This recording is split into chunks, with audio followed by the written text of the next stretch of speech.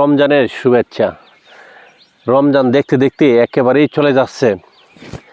আর কথা হচ্ছে, আমি তো মানবিক কথা ছাড়া কথা বলি না। আর বিশেষ করে হচ্ছে মানবিক কথা বলতে আমার একটু ভালো লাগে।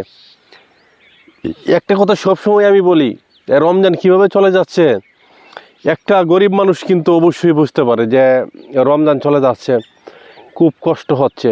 একটা গরিব মানুষ যে কতটুকু কষ্টে দিন কাটাচ্ছে একটা গরিব মানুষ নিজেই জানে। আর যারা মধ্যবিত্ত ফ্যামিলি আছে, যারা বড় লোক আছে, তারা কিন্তু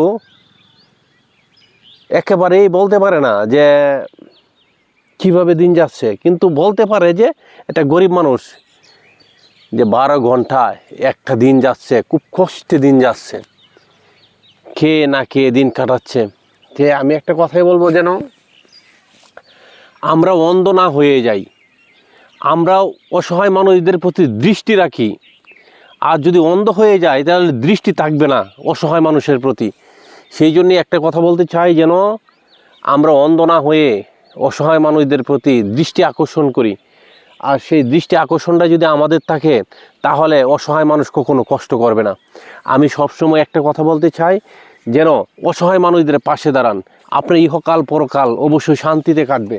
আর বিশেষ করে দেখেন, আপনার অর্থ বিত্ত টাকা পয়সা সব কিছু দ্বন্দ্ব সব রেখেই চলে যেতে হবে আল্লাহ পাক যখন ডাক দিবেন, কিন্তু আপনার আমল আখলাক চরিত্র ওইটাই থেকে যাবে। আপনি দান সদগা হজ 5 ওয়াক্ত নামাজ এটাই কিন্তু আপনার থেকে যাবে।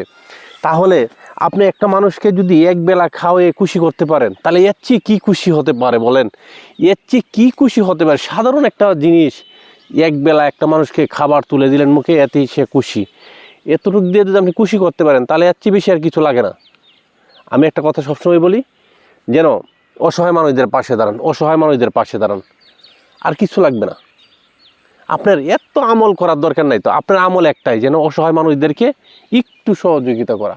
একটু সহযোগিতা যদি আপনি করতে পারেন, একটা অসহায় মানুষ যদি তৃপ্তি মতন খেতে পারে, এটাই তো শান্তি। আর কি শান্তিটা চান বলেন? কি শান্তিটা চান? একটা অসহায় মানুষ যদি খেয়ে আলহামদুলিল্লাহ বলে, এর তো শান্তি। এর থেকে বেশি কিছু লাগে না।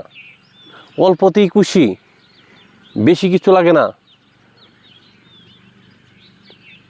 এই রোজাতে কিভাবে দিন কাটছে একটা অসহায় মানুষের, একটা গরিব মানুষের, একটা গরিব মানুষ নিজেই জানে।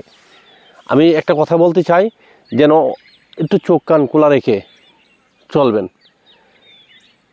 তাহলে আপনার আমার চতুর্পাশে সবাই মিলে অসহায় মানুষকে যখন আমরা একটু হেল্প করব, তাহলে তার চলার কিন্তু কষ্ট হবে না। আমি দেখছি যারা আমরা অসহায় মানুষদের পাশে সবসময় থেকেছি এই পর্যন্ত, সবাই কিন্তু ভালোই খেতে পারছে, ভালোই চলতে পারছে। একটু হেল্প করলেই হয়, একটু হেল্প করলেই হয়।